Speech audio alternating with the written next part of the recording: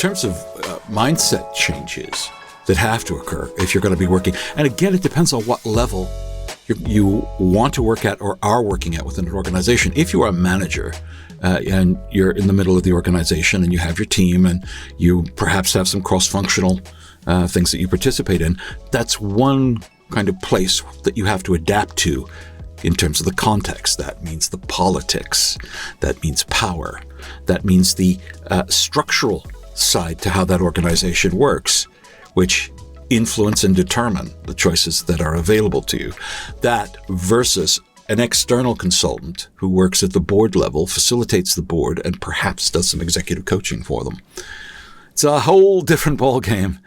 Your knowledge sets are different, and the attitude is different as well. But there are certain things that will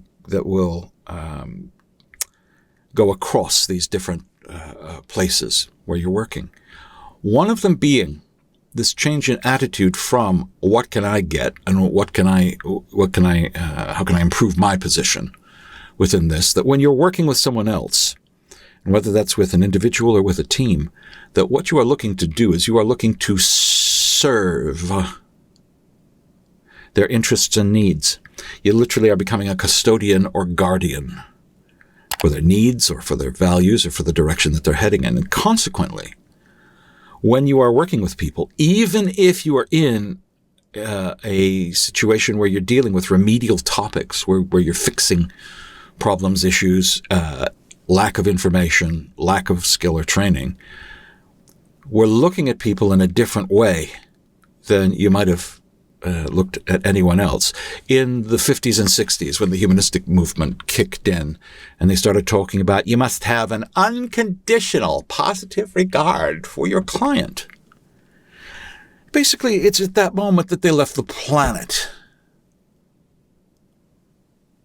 You stop being human. Humans judge. It's part of how our brain works in sorting things through, in making choices and evaluations of what we see, and then how we make that fit into our understanding of the world, our map or model of the world. That doesn't make it true. It's simply how it works. Unconditional positive regard sounds like a nice idea, but it's a really lousy idea. There are people in this world who do not have your best interests at heart. There are people in this world who will harm you if you allow them to. If you haven't worked in government circles or in other criminal organizations or encountered criminals at that level, the sociopath and the psychopaths, there are fewer of them than you might guess from social media, but they're still around. There are people who are toxically self-focusing, who are not there to help you. They may smile and say they are, but they're not. Unconditional positive regard is not a great universal filter to take on. Yeah? You can perhaps see their humanity. You can perhaps see their brokenness. But let me give you an example.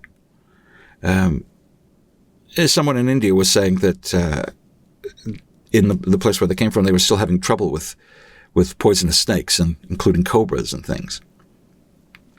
And they'd done some training. They had some counseling training where they tell you that the way you demonstrate that you're listening is by rephrasing what the person said and putting it into your own words. In other words, they chose their words for a very particular reason, and then the way you show understanding is by messing that up and rewording it. Have you ever had somebody reword what you've said, particularly if you're angry, unhappy, annoyed, frustrated, or whatever? The words you choose are the words that match your experience. I had a piece of work for one of the big insurance companies over here, and we were monitoring and evaluating their complaint, their call center, for their complaints department. And I'm listening to these calls. First call, first morning. Somebody says, "I'm really angry about this." And the person then says, "I'm sorry you're upset, sir." He says, "I'm not upset. I'm angry." This goes back and forth and back and forth. Where he keeps saying, that you're disturbed, you're unhappy, you're this, you're that. All she had to say was, "You are angry." I hear that, sir. I have to ask you a few questions so that I can direct you in the right way, and then hopefully we can get this anger dealt with as quickly as possible. It's causing the anger as quickly as possible. That's it. Yeah? You repeat back what they say. You don't change it to demonstrate that you've understood it. That's not demonstrating understanding. That's being an arsehole. Excuse me. So sorry. It's just I've seen so many people come to me with these, what am I doing wrong? I keep getting these low scores on empathy, but I'm doing the active listening. When you say active listening, what do you mean? Well, if somebody says something, then I reword it in my own words. Okay. Just use their words, okay? It'll save you a lot of time and a lot of trouble. All right. So this Indian chap was saying that they still had a lot of poisonous snakes and poisonous animals, and people were being bit frequently and all of that. And he had done his training. And so I said, so if you have a poisonous snake in your path and it's hissing at you and it's rising with its hood up, does that mean that it needs a hug? Does that mean that it wasn't understood as a baby snake and that it needs you to come closer to let it know that you're not a threat? The answer is no. If you're in the United States and a rattlesnake is in your way with its rattle going, that is not a sign that says, I'm angry and frustrated, but I want a hug. If you are constructed in such a way that you bought into the idea that basically people who are not nice and who do bad things and who bite with venom need unconditional positive regard rather than keeping a distance from them, you've been mistrained or you've bought into something that's incredibly stupid. By the way, we all do this. We buy into the stuff that we've been offered if it seems to make sense at the time. A rattlesnake or a cobra does not have your best interests in mind. It is programmed to do what it does. There are people who do not have your best interest in mind, and having an unconditioned positive regard for everyone under every circumstance is nonsense. Okay. All right. So what do you do instead?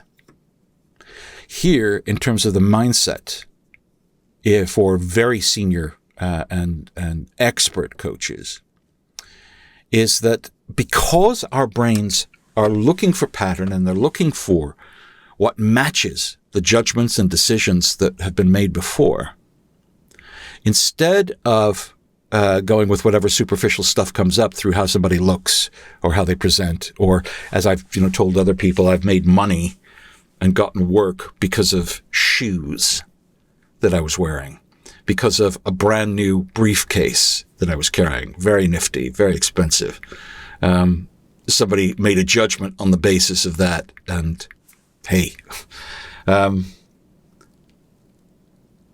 instead of waiting for those automatic triggers for authority to go off, instead, what you do is when you listen to someone and when you look at them, the question that goes through your mind is, what is this person really good at? What do they do, or what can they do that makes them an outlier, that puts them at the high end? Actually, I'll do it this way. With your curve, put them at the high end of the curve.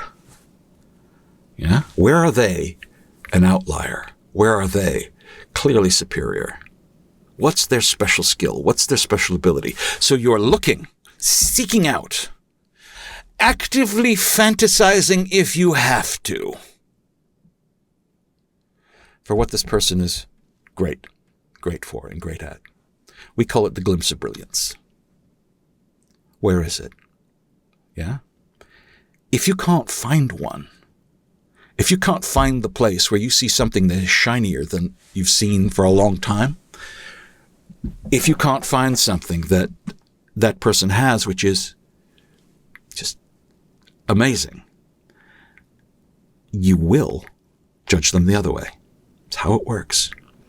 You either find someone that you admire and respect, or the judgments kick in. It's how our brains work. Perhaps if you've been sitting in a monastery on a mountain for a long time meditating, it is possible to release those judgments. We can do that for short periods of time, but as a practice, not particularly reliable. So what is this person fantastic at? What is their special skill or ability? And you key off of that the rest of your questions. It's basically putting strength first before assessing for weaknesses, absences, lack, etc. The order in which you do things is mission critical. It sets the frame. For those of you who are familiar with the language, it sets the frame. So you look first for what's great, then for what the problems are.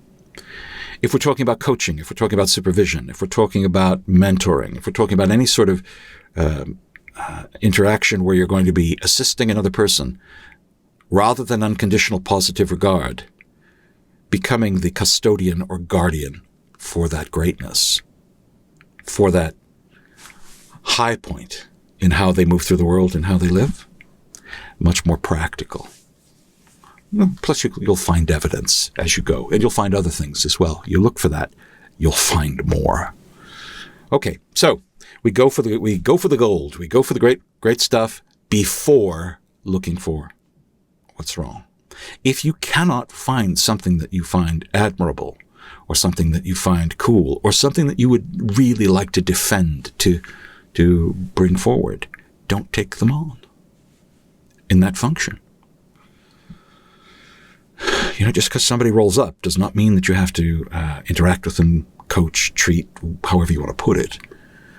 And in fact, if you are just taking on everybody who comes through the door, I'm suggesting you're only doing part of the job. You will not be right for every single person in every single circumstance. Part of your professional responsibility, part of your duty of care, is to ensure that you are suitable and a good choice for the person who's there. If you're not, you can make a referral on. That's one of the kind of lessons of practice that you only get if you've been in business for a while, and you discover that there are some people who you really should not be working with. There are people you really should not be coaching, simply because you are not the best choice. Either your training or your credentials and qualification prevent you. Some people are not aware of their duty of care.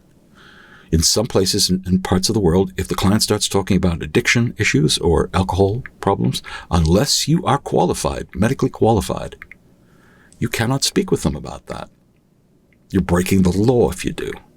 You may be competent, you may have had workshops on dealing with addictions and alcohol and all the rest of that, but legally in those areas, you're not qualified. So you don't do it. This keeps you safe, but it also keeps your clients safe. This is stuff, it's a much, much bigger conversation. And you do need to do some research in terms of the places where you practice, in terms of what the legal requirements are, requirements in terms of your public liability, negligence, malpractice, insurance, etc., and how that works. Okay, so the attitude is that when you're working with someone, you are not working with somebody who's broken. You're not working with somebody who's fucked up. What you're working with is somebody who is pursuing goals and objectives. Sometimes they're pursuing the wrong goals or objectives, or choosing methods that have costs that are greater than they understand. Sometimes people just fall into bad habits because they're not paying attention. There's all kinds of possibilities, but the number one thing there is that they are not broken. And neither are you. In the first instance, you have your own personal work to do, particularly if you've been around for a while. You need to go through and you need to clean out the cupboards and make sure that, for example, when you're working with your clients or with people, that you're not seeking to burnish your ego in the work that you do there. In other words, yes, indeed, it's great when the client says thank you, but for some people who maybe they didn't get enough hugs when they were kids, or for whatever reason, they're looking for their clients to stand up and applaud every time something happens, or that a client doing things and making changes for themselves is about them. And the answer is no. That stuff needs to be handled outside. That's the stuff that you need therapy for or development to take out. Why? If you don't, you are stealing from your client and you are not able to bring the best expression of your energies, your resources, your skill to them. Part of your brain is kept out in order to fulfill your needs. In terms of what you're getting from those transactions, it has to be overtly put into your contracting. If you're internal as a coach or a mentor, that's a part of your role and function within the organization, that you're bringing along more junior people. If you are a professional coach or a professional mentor, then the fees that you negotiate are what you receive in exchange for your time. Your time is valuable. Your skill is valuable. You're not, charging by whether somebody actually does what they say they're going to do or not. Although that might be an interesting approach, that as long as you negotiate it, that if somebody doesn't do what they're going to say, you're going to go to their house, break in, get them out of bed at 5 a.m., and take them out for a run. The overt negotiation that you make with the client is what you get. So there are external attitudes in terms of how we deal with the world and how we approach the world, and then there's internal ones as well. There's a lot more to it. But what we're looking to do is to clear the boards from internally, from inside of us, so that we are not trying to be the one, be the savior, be the short-duration personal savior, be the hero, be the one who makes the changes. That turns you into a wand wiggler. Not a good thing. When I'm talking about wand wigglers, it's not a good thing. Where you understand that the place in which the change happens, where the place in which development happens is inside the client. And that what we're doing is facilitating the client to make choices, the client to see from a different point of view that allows them to make more interesting choices, within the client to discover that there are resources that they have that they simply haven't connected, haven't put into play. The client is the one who's holding the plan and is working it to bring about what they want. When we're talking about working in business, we are not talking about becoming substitute parents or some form of attachment therapy or anything like that. We are becoming resources to other people. And it's staying in that orientation and bringing the best expression of our A game. This is the other thing. We have to talk extensively about your A game and about energy, about what you bring into every circumstance and situation. That focus and that extra energy that you bring is your commitment to lifting every encounter and every circumstance with that person to its highest possibility. That is moral behavior. We can't, the ethical side of things are the agreements that we make about what's right and what's wrong. But in terms of, on the moral side of things, the lifting of every circumstance to its highest possibility, that you can aspire to, that you can bring into play. So the attitudes, once they're embodied and once you put them into practice, can then become values once you see how they work and how important they are. There's much, much, much more to this, but it's a beginning so that you can see that we're not just talking about becoming little Mickey Mouses, little sorcerer's apprentices who get more techniques and then you wave your wand and the buckets and mops all multiply and do everything. If you want your clients to get better, if you want the people that you work with to get better, you raise the bar on yourself. That's actually the best advice that I can give.